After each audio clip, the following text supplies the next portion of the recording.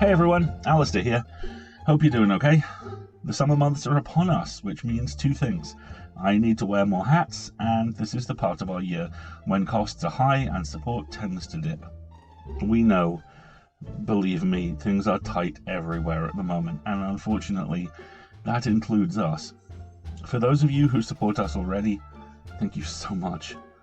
We hope you're enjoying the great new Catscast episodes and all the pseudopod extrusions. If you don't support us, but you would like to join them, we've got tons of options for you at both Patreon and PayPal. Even a one-off at Ko-fi makes a big difference. Or, if you're in the market for some sweet new summer wardrobe, we have a new swag store, courtesy of our amazing friends over at Void Merch, and the t-shirts are unbelievably great. It all adds up, it all helps, and it all helps us bring you the best in free audio fiction every week. So, if you can help out, please do, and thanks, and do enjoy this week's episode.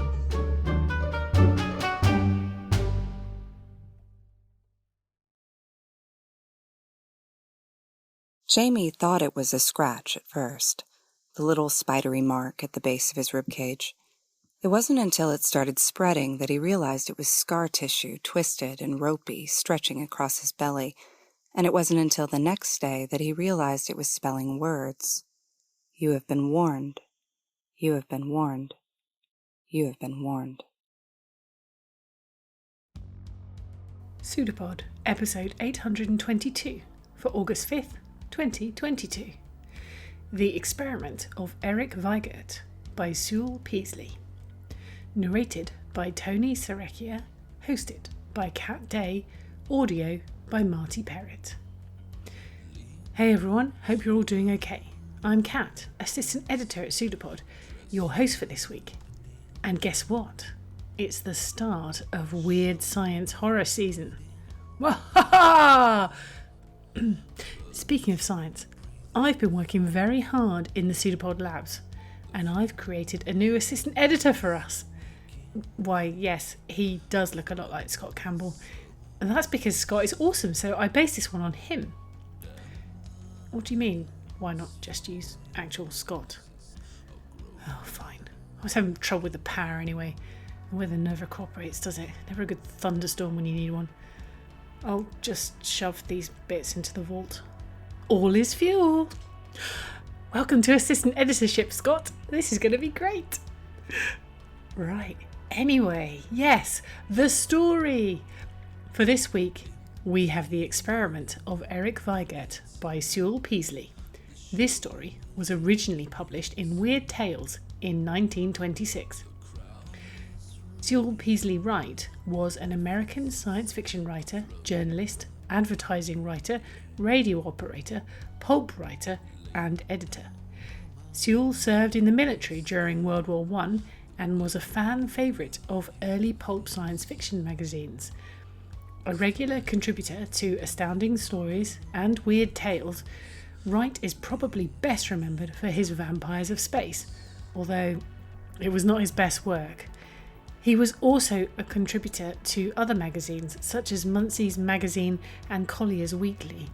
His many works include The House in the Willows, The Forgotten Planet, The Priestess of the Flame, The Terror from the Depths, and The Death Traps of FX31. His experience as a radio operator makes him the perfect candidate to finally deliver to us a pulp story about a killer radio and kick off a month of weird science horror. Tony Serecchia creates audio dramas, including the award-winning Harry Strange radio drama and the Scarlet Hood Adventures.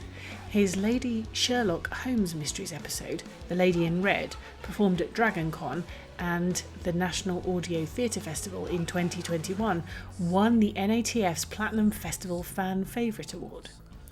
You can find his short fiction in the Georgia Gothic Anthology, the Legends of New Pulp Anthology, and on the Wicked Library podcast and Victoria's Lift podcast. He is a member of the HWA, and this is his first professional narration. Keep up with all his projects at tserecchia.com. As usual, all the links will be in the show notes. And now, we have a story for you And we promise you, it's true.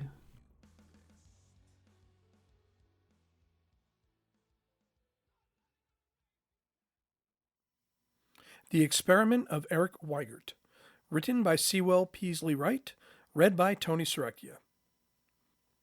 The moment I gazed out over the audience, I saw him. He was seated far back under the balcony that overhung the little auditorium, but even in the heavy shadow I could see his eyes, eyes that seemed alight with a cold brilliance, like a diamond in the moonlight. Although I was more or less accustomed to public speaking, and was very much at home with my subject that evening, radio as it used to be, something about the unfaltering regard of the man under the balcony confused me. His eyes were on me constantly. Every move I made, every gesture, every change in expression, those unwinking blue orbs seemed to register. I wondered who he was. Surely I had never seen him before, nor he me. I caught myself addressing myself to him, and when once his head seemed to nod slightly, as though in approval of something I had said, a strange thrill of pleasure tingled along my spine. There was a power in the man, a sort of benign malignancy. I was glad when I had finished and could escape from that unwavering regard. After the meeting broke up, he came toward the stage, where I was chatting with several officers of the Radio Association, responsible for the meeting I had just addressed. They moved away as they noted the stranger's obvious intention to speak to me. He was a little man, I saw now, not more than 5 feet 6 inches in height, but his shoulders were broad and massive, and his head was larger than mine. But it was his face that held my gaze. His eyes, as I had said, seemed to burn coldly with the same chilly, weird blue light of an electric spark. They were deep-set eyes, separated with a thin, sharply beaked nose that seemed somehow repulsively cruel. His mouth was thin and turned down sharply at the corners, 2 deep wrinkles springing from near the base of his nose, accenting its contour. Above a high forehead that bulged strangely clung a tangled sparse of gray locks. He smiled ingratiatingly as he drew near, and, as he spoke, his voice was surprisingly pleasant. "Mr. Saylor, I enjoyed your talk very much indeed. For a man of your years, you have a keen insight into radio." He offered his hand as he spoke, and I took it cordially. For all his unprepossessing appearance, there was a certain appeal about the man. The strength of his personality attracted more than his appearance repelled. "I've been working with radio for 14 years now," I replied, smiling. "Marconi, experimental work for manufacturing, designing, all that sort of thing. Bound to pick up a little here and there, you know." "Yes, indeed. A great deal of experience for a young man. You seem, pardon me, I've neglected to introduce myself. Erich Weigert, at your service." He bowed a quick little foreign military bow, heels together. "If you have nothing else in mind, Mr. Saylor, and would be interested, I would like to take you through my own little laboratory this evening." Erich Weigert, and an invitation to go through his laboratory? It's no wonder that I gasped. I had heard of him as a wealthy, somewhat mysterious recluse with scientific leanings, but I had never seen him before that memorable night.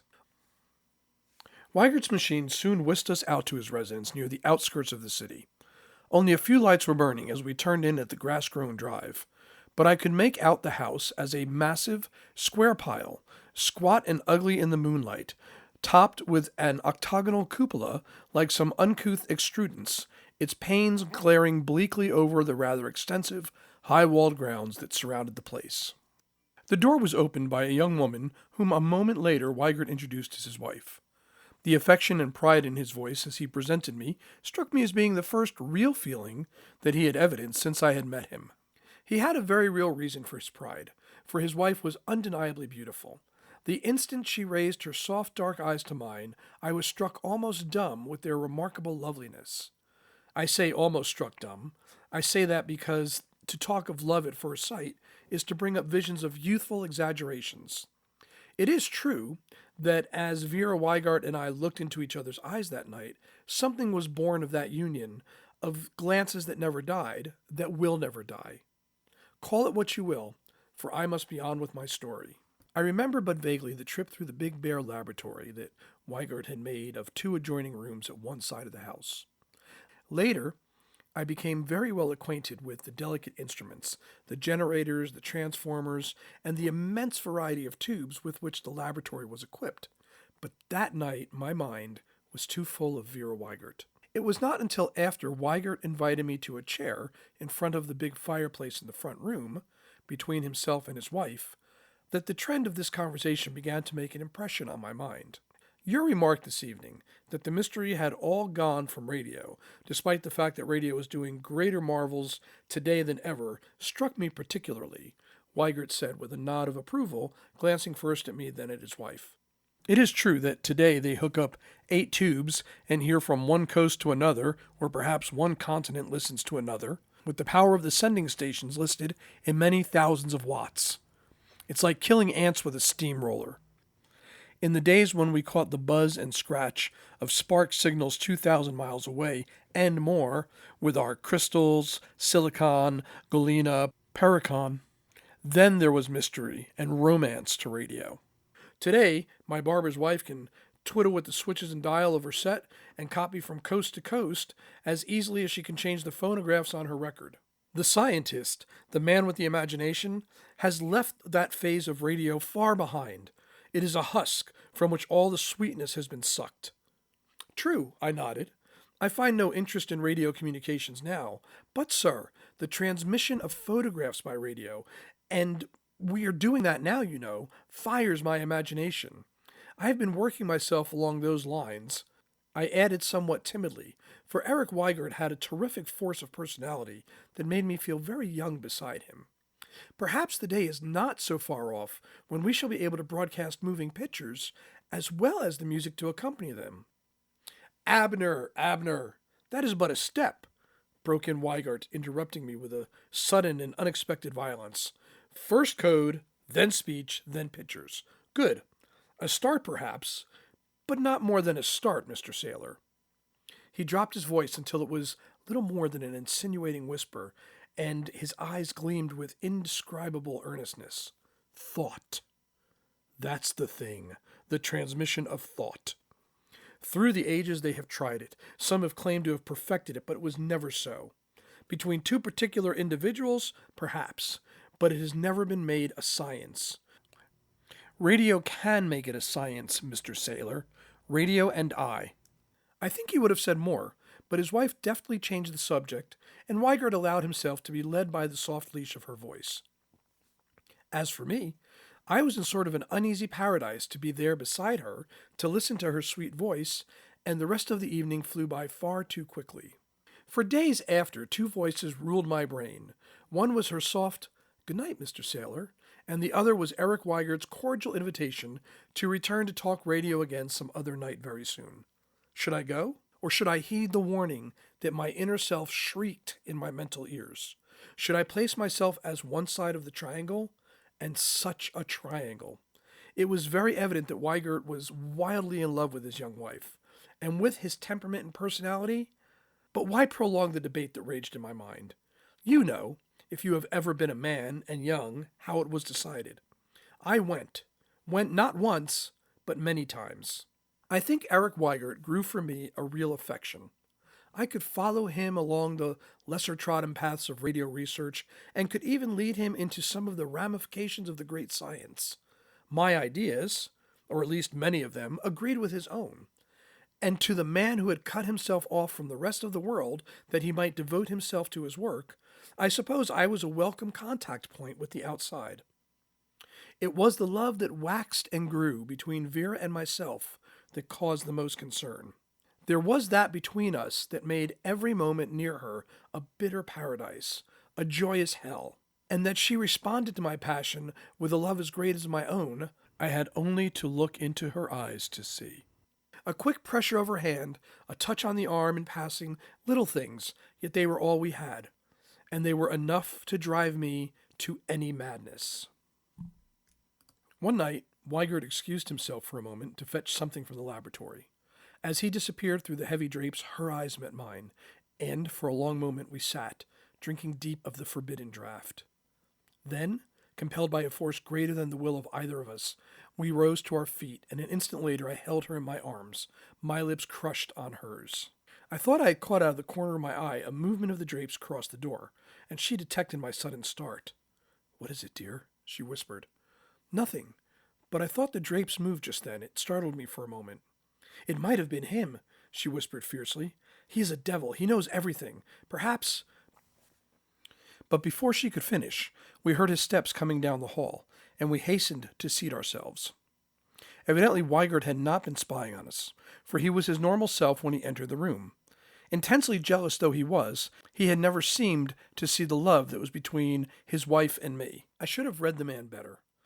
Should have realized that those cold blue eyes missed nothing, and that such a personality could dissemble until... We have often talked about thought transmission by radio, Sailor. You remember? Weigert was talking to me over the phone, as we often chatted of an afternoon when both of us had a little time. There was a certain tenseness in his voice that vaguely excited me. "Yes," I answered quickly. "Have you—" "I think so. I am going to try the experiment tonight. Would you care to be on hand to assist me?" "I certainly deem it an honor to be asked." He chuckled at some private bit of humor before he replied, "Will you be on hand at 8 sharp then? I must get to work now. There's a lot to do before tonight. Remember, 8 o'clock sharp." It was exactly 3 minutes of 8 when Erich Weigert admitted me that night. I showed him my watch laughingly. "See how well I obey orders?" "Fine," he nodded. "We'll go directly to the laboratory." The cold glitter in his eyes, and the deepening of the harsh lines that accented the habitual sneer on the thin lips, told me at first glance that his nerves were near the breaking point, and as he spoke, a vibrant undertone of his voice affirmed the truth of my judgment. The laboratory, as I've said, was composed of 2 rooms, but tonight Weigert had pulled tightly shut the sliding doors between them. Before I had time to question him, even had I felt so inclined, he directed my attention to a table in the center of the room. On it was a massive apparatus in which I recognized many familiar instruments, although 1 or 2 of the devices were utterly foreign to my experience. 4 receiving tubes burned near one edge of the tangle. "Sit down in the chair, Seiler," suggested Weigert. "You're going to act as the receiving agent in this little test, since you so kindly volunteered to help. There. So." He placed me in a big, overstuffed chair that stood beside the table and directed his attention to the apparatus. "You see, I've reasoned it out this way," he commented as he worked. "Thought is a function of the brain. Therefore," he turned to me with an odd contrivance in his hand, a collar-like piece of apparatus attached to some part of the array on the table by 2 long flexible wires. "Receiving of thought must be by getting in contact with the brain, either directly or through the nerves running to the brain. Understand?" I nodded, only partly understanding, and yet dominated utterly by the intense blue light that flared in his agate-hard blue eyes. "So, then we place this little collar of soft chamois around your neck, buckling it tightly in place," he continued, suiting the action to the word. "That cold sensation you feel at the back is nothing but a plate of heavy silver foil.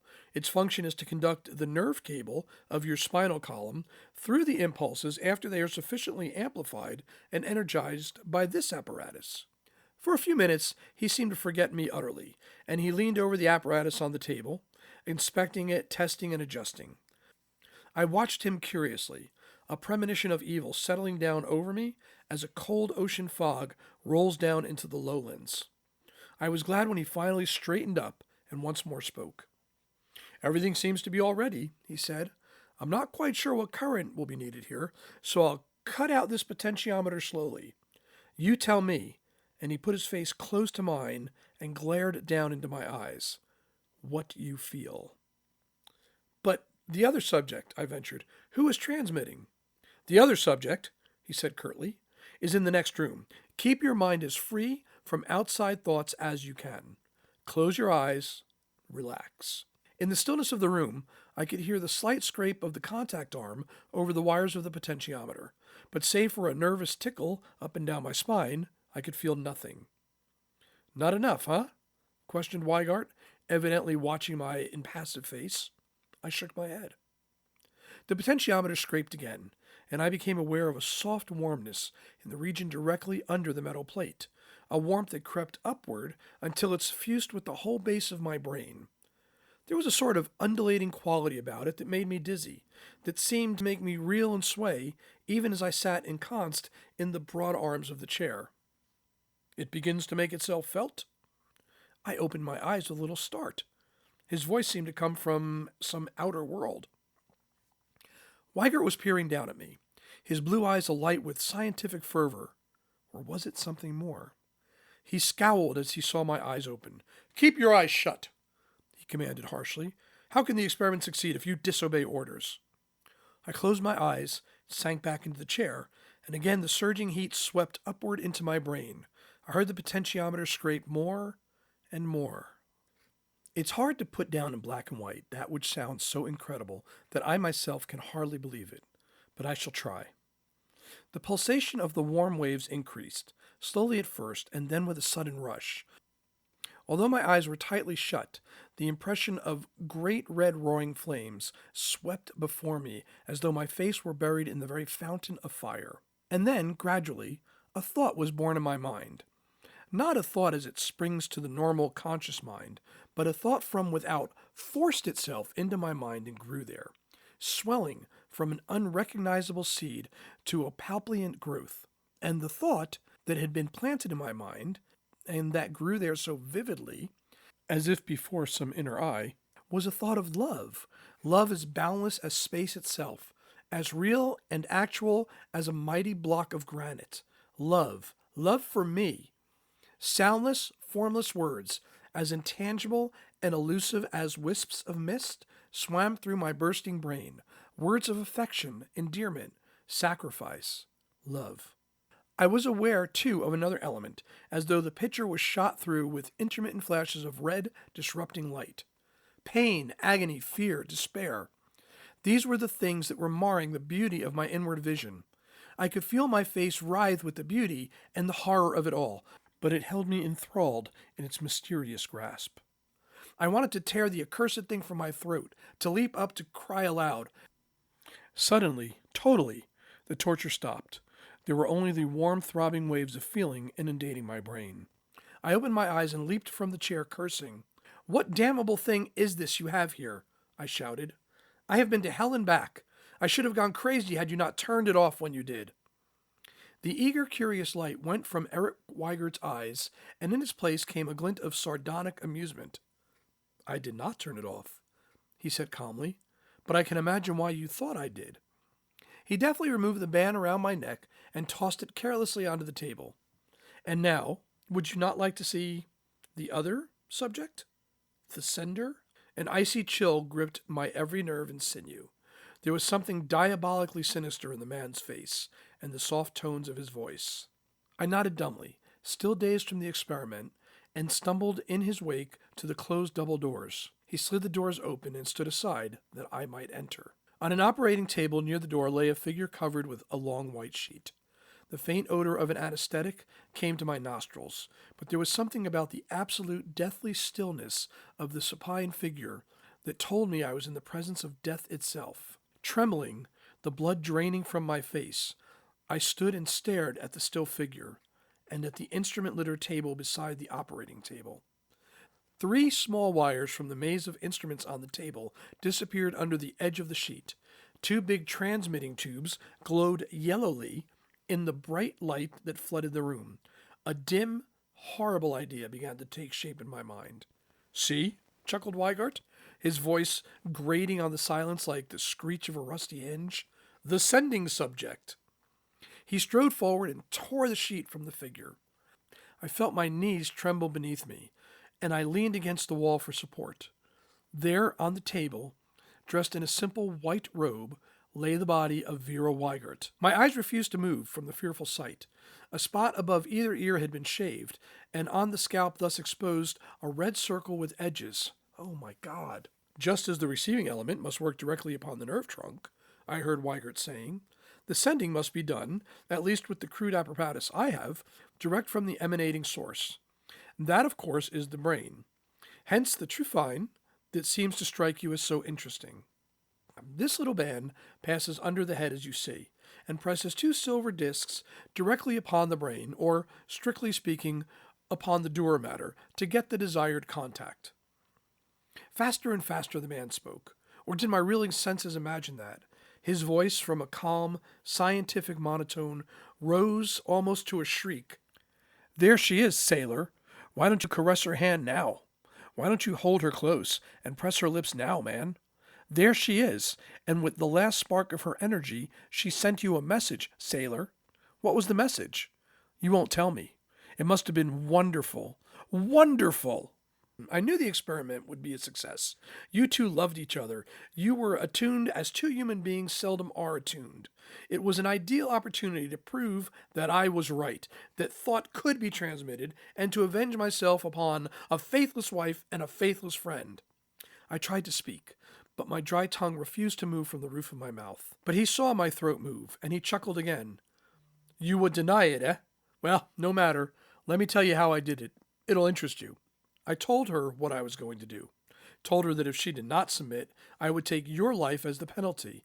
And, does this give you pleasure, sailor? She consented. I gave her scopolamine morphine as an anesthetic, for I knew that would permit her subconscious mind to continue its functioning. Then, carefully, oh, so very carefully, for I did not want her to die too soon, I trephined the skull just at the fissure of the Sylvius, thus locating my electrodes in the sensory area. Very well thought out, was it not? I knew her last thoughts would be of you, thoughts of love for her lover. Strong thoughts, you know, thoughts that would enable my unperfected apparatus to work, to prove my idea is feasible, thoughts that would hold over and run constantly through her subconscious mind. Thoughts of love, huh, sailor? Thoughts of fear, too, perhaps. Aha! I thought I read that in your face, man. And can you blame her? It's not pleasant to die when you are young and very beautiful and in love. He paused and drew the tip of his tongue across his thin, bloodless lips. And this was the joke I had not thought of, you thought I turned it off, didn't you? You false friend, you fool, you meddler. You heard. And his voice rose to a shriek like that of a maniac in hell. I tell you, sailor, you heard her die. I shook off the icy grip that had numbed me and leaped for the man, but before I could sink my clutching fingers in his throat, he stopped me at the point of the gun, which he flashed from a pocket. Back, he shrieked. Back! I don't want to kill you. I want you to live and remember, but if you move, I'll shoot to maim. I have my plans all laid out for my escape. And just then I lunged. The gun roared over my head, and the stench of the powder smoke swirled in my nostrils. We went down to the floor in a whirling, flaying heap.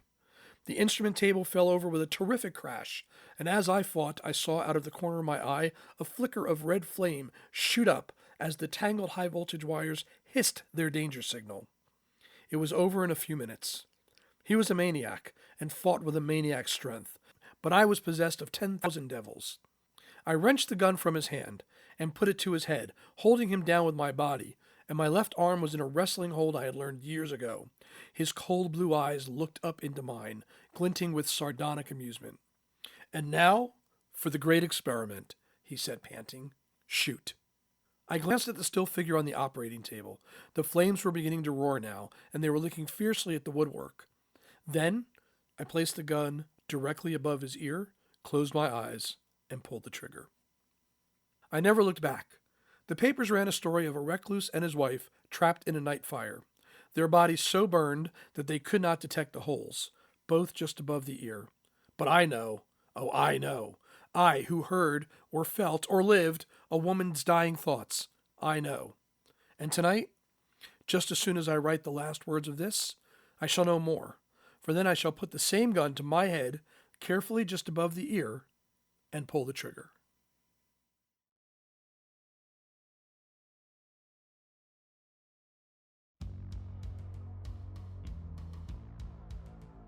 Well done.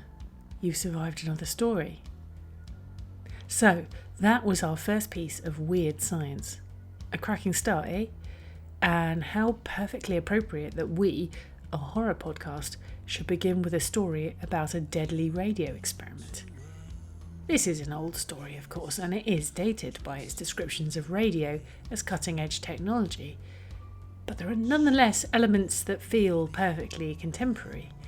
The "all the mystery has gone from it, kids of today just take everything for granted" speech could come from virtually any point in history. I'm old enough to remember a time when almost no one had a computer in their house, let alone any sort of internet access. I loaded games onto my VIC-20 from cassette tapes. If you don't know what a cassette tape is, oh, never mind. Kids today, they walk around with computers in their pockets and they think nothing of it. Bah. Anyway, 20 years' time it'll be something else. You mark my words. Well, if civilization hasn't completely collapsed by then. But we can hope. And the other thing that never seems to change is the way some people treat other people as objects that they own, as property.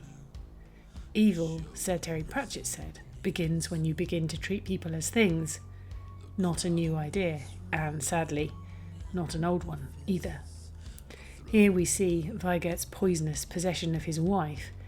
It's not love, is it? Because love has to be freely given, and it's not love if you can't let someone go.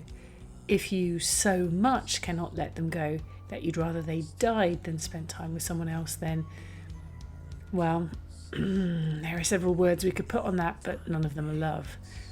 No, he doesn't love his wife. He owns her. And like an angry child throwing the world's worst tantrum, he'd rather destroy his possession than let someone else touch it. Divorce was possible on the grounds of adultery at the time this story is set. The Matrimonial Causes Act of 1923 enabled either partner to petition for divorce on the basis of their spouse's adultery. Not a nice situation to be in, certainly a scandal, and definitely deeply embarrassing and unpleasant all round, but still a better option than 2 murders and general mass destruction, one would imagine. But this isn't a cosy domestic drama, is it? No. This is horror, and so it goes to the darkest possible of places. Weigert is completely willing to utterly destroy a huge part of his life just because things can't be exactly as he wants them. It's a story we've heard before, everywhere from Noah's Ark onwards. In fact, we probably all know people like this. If we're lucky, we're not too close to them, but they often rise to positions of influence, and so we see them. Oh, it's not always love they're breaking the world into pieces over. It's power or fame, or simply money, or all of the above. The best horror stories are warnings, and here, I think, the warning is this. Someone who's determined to win, no matter what the cost, will ultimately, inevitably, lose everything. What did you think of this story? If you're a Patreon subscriber, we encourage you to pop over to our Discord channel and tell us. And on the subject of subscribing and support, Pseudopod is funded by you, our listeners. We pay everyone who works for us, and we're very proud of that. But it relies on your generosity. As always, if you can, please go to pseudopod.org and donate by clicking on Feed the Pod. If you can't afford to do that, and we get it, times are tight, then please consider leaving reviews of our episodes, tweeting about them, or generally making a noise on whichever form of social media you can stomach this week. And if you like merch, Escape Artists has a Void merch store with a huge range of fabulous hoodies, t-shirts and other goodies. The link is in various places, including our pinned tweet. Check it out. Pseudopod is part of Escape Artists Incorporated and is distributed under a Creative Commons Attribution Non-Commercial No Derivatives 4.0 International License. Download and listen to the episode on any device you like, but don't change it or sell it. Theme music is by permission of Anders Manga. Next week is Little Freedoms by Epiphany Gale, narrated by Iba Amankis, hosted by M.M. Schill, with audio production from the fabulous Chelsea Davis. Take care, everyone, and stay as safe as you possibly can. We leave you with a closing quote from radio host and producer Ira Glass. In radio, you have 2 tools: sound and silence.